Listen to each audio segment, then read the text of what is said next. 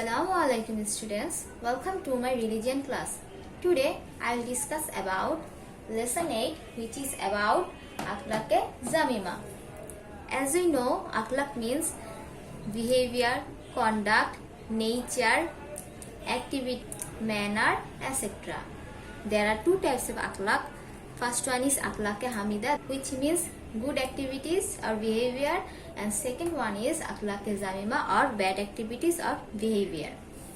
So akhlaq zamima means bad behavior, bad conduct, bad manner, bad nature or bad activities, or wrong behavior, wrong manner, wrong activities, wrong nature or wrong conduct, or evil activities, evil nature, evil manner, evil behavior, or weak behavior, weak manner, weak nature, weak activities, or worse nature, worse activities. Let's see the definition of akhlaq zamima.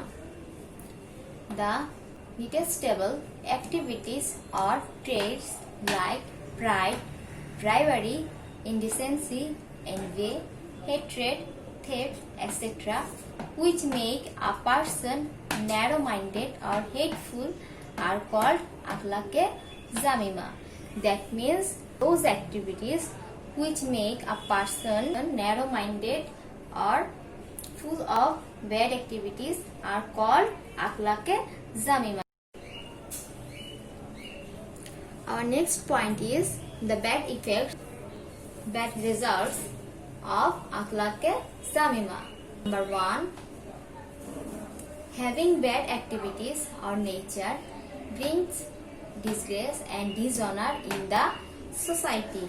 That means driven by akhlaq zamima, those people are disgraced and dishonored in the society. Number 2, nobody loves them. That means they are deprived of others' love. Number 3, peace of the society hampered by them. That means the peace and order of the society are obstructed. Number 4, illegal and improper conducts are spread out in the society. Bad activities and crimes are increased in the society. They are disliked by Allah subhanahu wa ta'ala and our great prophet Hazrat Muhammad sallallahu alaihi wasallam. Number 6, they can't go to Jannah as they are disliked by Allah and Hazrat Muhammad sallallahu alaihi wasallam. They will be also denied heavens. Now tell me, why should we avoid akhlaq zamima? We should avoid akhlaq zamima to maintain peace and order in the society, to decrease crime and illegal activities from the society, to win people's love and respect, to please Allah and Hazrat Muhammad so that we can enter into Jannat. Students, tell me the way how to avoid akhlaq zamima, or how can we save ourselves from bad activities or akhlaq zamima. Number 1, we can avoid akhlaq zamima by practicing good conducts. We should achieve the qualities of akhlaq hamida and we should avoid the conducts of akhlaq zamima. Number 2, following the rules of Islam. We should abide by the rules of Quran and Hadith. We should lead our life according to Quran and Hadith. Fearing the punishment of hell. We should be afraid of the punishment of the Akhirat. We should save us from the fire of hell, and if we want to go to Jannat, we should avoid akhlaq zamima and we should practice the qualities of akhlaq hamida. Our next topic is lesson 9, which is about vanity. Vanity means egotism, enmity, pride, haughtiness, arrogance, boast, hubris. Look at the board. What does vanity mean? Having a falsely high estimation of oneself or considering others as ordinarily inferior is called vanity. That means a person thinks others as lower than him and thinks himself or herself as superior than others is known as vanity. Vanity means I am the best and others are the losers, or I am the best or I don't care others. This thinking, this mentality is known as vanity. The person who takes vanity in him is called proud.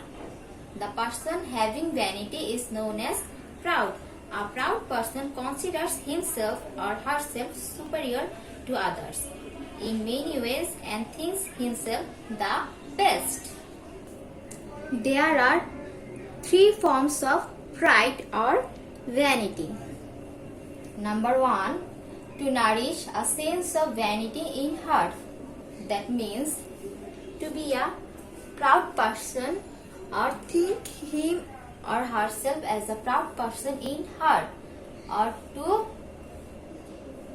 nourish the qualities of vanity in heart.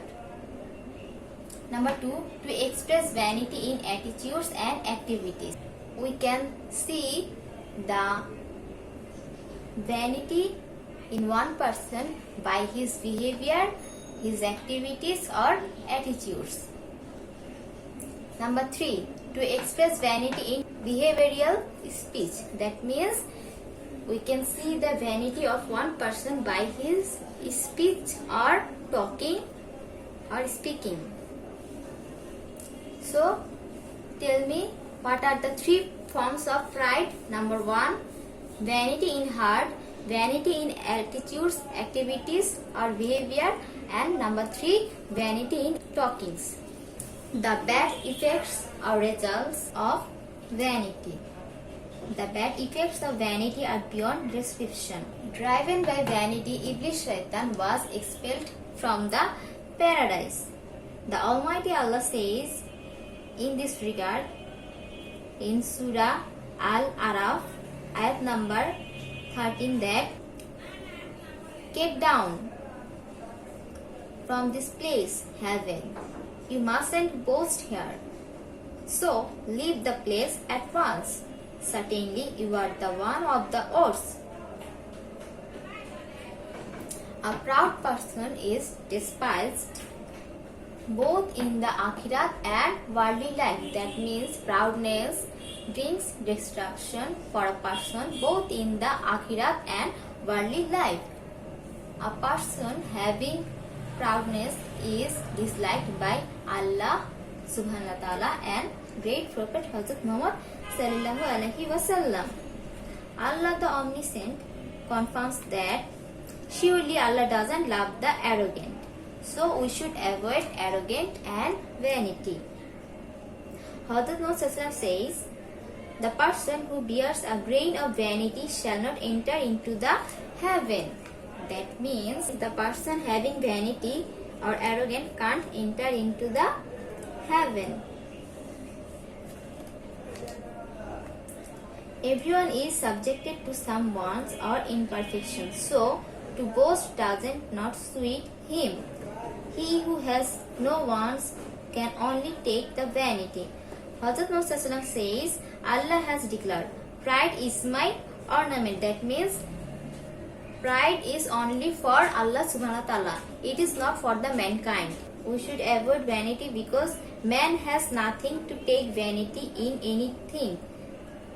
So, what can you learn from this lesson? We can learn that vanity results in catastrophe. The proud are cursed. We will not take vanity in anything. We should be a normal person. We should lead our life normally and we should follow the simpleness of Hazrat Muhammad sallallahu alaihi wasallam. Because Allah subhanahu wa ta'ala is the superior. If we want our success in worldly life and in the akhirat and want to enter into heaven, we should avoid vanity and we should lead our life according to Quran and Hadith. That's all for today. See you soon in next class. Till then, stay safe, stay home. Allah Hafiz.